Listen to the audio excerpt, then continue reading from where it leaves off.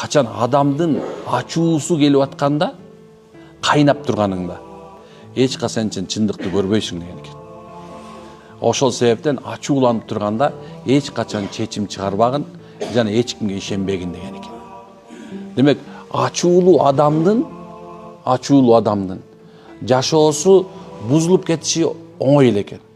Качанга чейин ал ачуусун жутканга чейин. Пайгамбарыбыз бекер айтпаса керек, туугандар, Пайгамбарыбыз ушундай деп айтып, мен аябай жагат мага.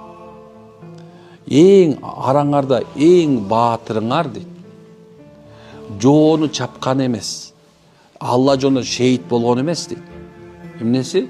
Качан ачуусу келип турганда, ачуусун жуткандар дейт. Ачууланып, мынакей деп турасың, некен? Мына ошол мезгилде субханалла ачууңду жутуп ийгенде сен баатырдын баатыры экенсиң.